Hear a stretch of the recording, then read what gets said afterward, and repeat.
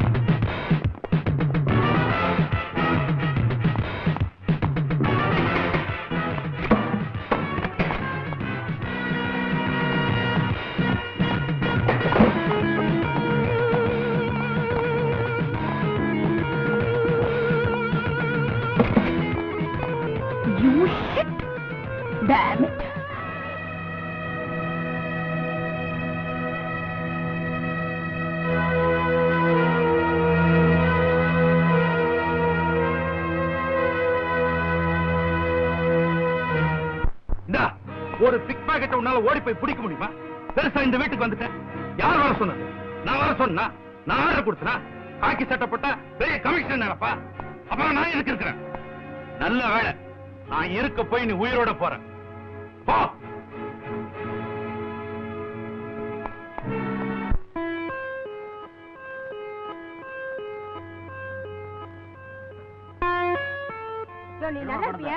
ஆமா, நீ பண்றது ரொம்ப நியாயம். பணத்தை எடு. பணத்தை என்ன என்ன இங்க கலாட்டா? ஒண்ணு இல்லம்மா, போதானா போதும். ரோடு பக்கம் வந்து நின்னுக்கிறாளுங்க. ஒரு ஆளை நடமாட விடுறது இல்ல. கழுதைகளை உள்ள ஒரு மாசம் வச்சாத்தாமா நாடு உருப்படும். ஏமா இப்படி பண்றீங்க? கௌரவமா பிழைக்கலான்னு சத்துணவு கூடத்துக்கு ஆயா வேலைக்கு போனேன். வாத்தியாருக்கு எடுத்து விட்டான். வேற யாரும் கல்யாணம் பண்ணிக்கல. கஞ்சிக்கும் வழி இல்ல. வேற என்னங்க செய்ய சொல்றீங்க? இவங்க கிட்ட இருந்து நீங்க காசு வாங்குறீங்க. கேவலமா இல்ல உங்களுக்கு? திருப்பி கொடுங்கய்யா. இத பாருங்கம்மா, இனிமேலாவது ஒழுங்கா வேற தொழில் செஞ்சு பொழைச்சுக்கங்க. போங்க. மேடம், என்ன இவங்க எல்லாம் பிராஸ்டியூட்ஸ். இவங்கள போய் ரிலீஸ் பண்ண சொல்றீங்களா? இப்ப மட்டும் என்ன, நாம விருந்துக்கா போயிட்டு வந்திருக்கோம்? அந்த கேவலமான வீட்டுல கமிஷனர் உட்கார்ந்து தண்ணி அடிச்சிட்டு இருக்காரு. நீங்களும் பார்த்து இறைச்சிட்டு வந்துட்டீங்க. ஜீப்ல ஏத்துன பொம்பளைங்களை திரும்ப இறக்கி விட்டுருக்காரு. உங்களுக்கு தைரியம் இருந்தா அந்த கமிஷனரையும் அந்த தேவடியாளர்களையும் போய் அரெஸ்ட் பண்ணிட்டு வாங்கயா. நாம சாப்பிடுற சாப்பாட்டுல இருந்து போட்டுக்கிற சட்டம் வரைக்கும் ஜனங்க கொடுத்தது. ஆனா நீங்க விடுற மூச்சு கூட உங்களுக்கு எதிரா இருக்கு. போயா, உங்களை விட இவங்க எவ்வளவோ தேவலை.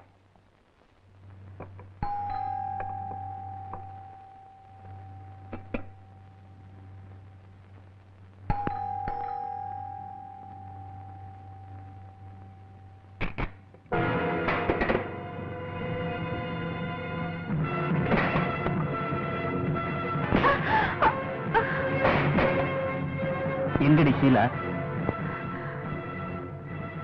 ஷீலா கேம்ப் போயிருக்கா? கேம்புக்கு போயிருக்காளா?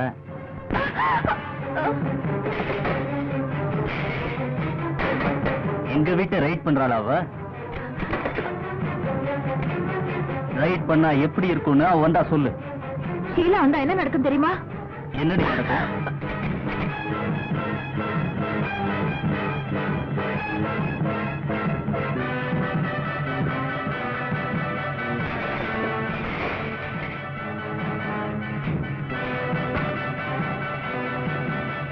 ஷீலா, உங்க பவர் நேஷனல் வரைக்கும் தாண்டி, எங்க பவர் இன்டர்நேஷனல்.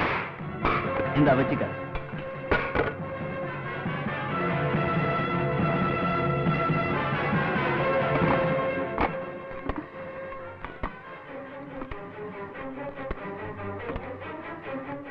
ஹலோ, டிஎஸ்பி ஷீலாவோட அக்கா பேசுறேன். எங்க இருந்து?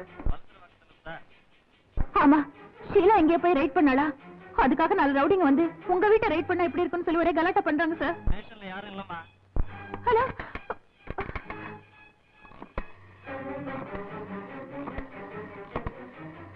ஹலோ, நான் ஷீலாவோட அக்கா பேசுறேன். சொன்னா கேளுமா, ஸ்டேஷன்ல யாரும் இல்லன்றல.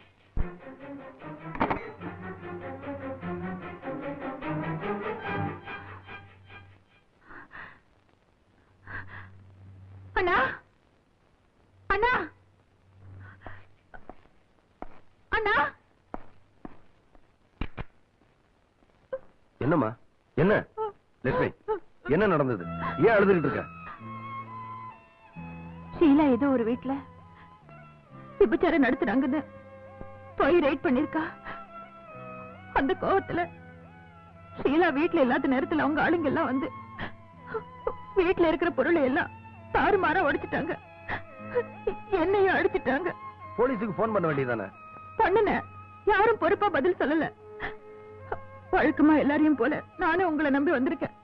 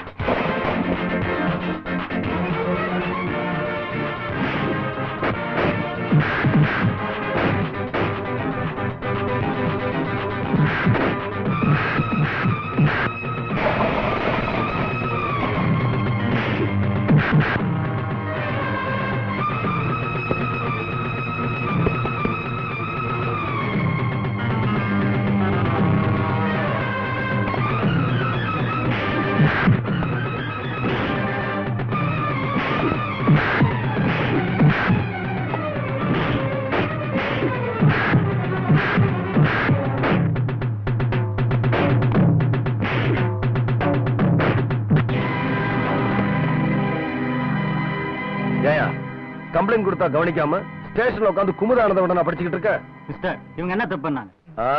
இவங்க என்ன தப்பு பண்ணாங்கன்னு இவங்களே கேளு. எஃப்ஐஆர் போட்டு இவங்கள கோர்ட்டுக்கு அனுப்பு.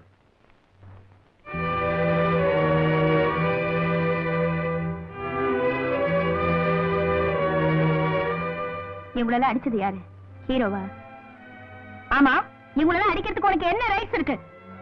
குற்றங்களை தடுக்கவும் குற்றவாளிகளை பிடிக்கவும் காவல்துறைக்கு பொதுஜனங்கள் உதவணும்னு டிவிலையும் ரேடியோலையும் சொல்றதை கேட்டுட்டு தான் குற்றத்தை தடுக்க முடியாட்டாலும் குற்றவாளிகளை பிடிச்சிட்டு வந்திருக்கேன்.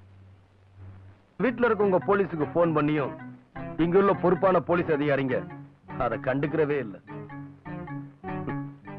வழக்கம் போல போலீஸை நம்பாதவங்க எனக்கு போன் பண்ணாங்க, காப்பாத்துனேன். காப்பாத்துனது தப்புன்னு சொல்லுங்க, கம்பி என்ன தயாரா இருக்கேன். யோ இன்ஸ்பெக்டர், மேலிடத்துல இருந்து போன் வர்றதுக்குள்ளயும் எஃப்ஐஆர் போடியா. தலைவி, நீங்க சொல்லுங்க. என்னையா வித்த காட்டுறியா? தமிழ் சினிமா நிறைய பாப்பியா? நீயே உன் ஆட்களை வீட்டுக்கு அமிச்சு கலாட்டம் பண்ண சொல்லுவ, அவங்கள நீயே கொண்டு வந்து ஸ்டேஷன்ல விடுவ. உடனே நான் உன் வீரத்துல மயங்கி உன்னை லவ் பண்ணுவேன்னு நினைச்சிட்டியா? உன் கிரைம் பிரான்ச் புத்தியை காட்டிட்டியே போடி.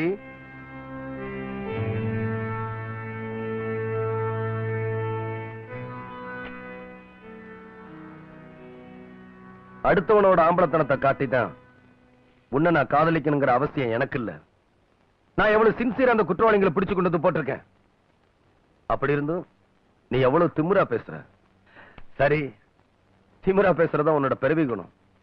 எனக்கு உன்கிட்ட பிடிச்சது அந்த திமிரு தான். அதனாலதான் இன்ஸ்பெக்டர்,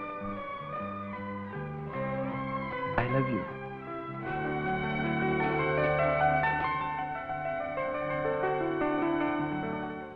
ஆயிரம் தான் இருந்தாலும் மைக்கேல் ராஜ் பண்ணது தப்பியா?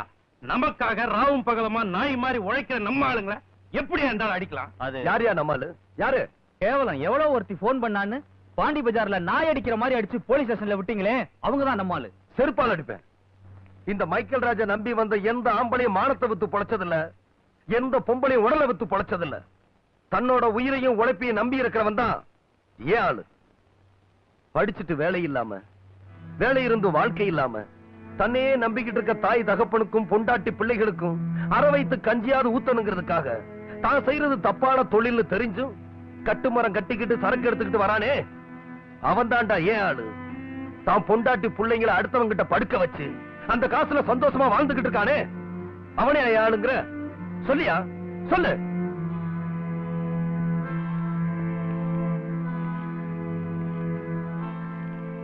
மைக்கேல் ராஜ், நடந்தது என்னன்னு தெரியாம பேசாது.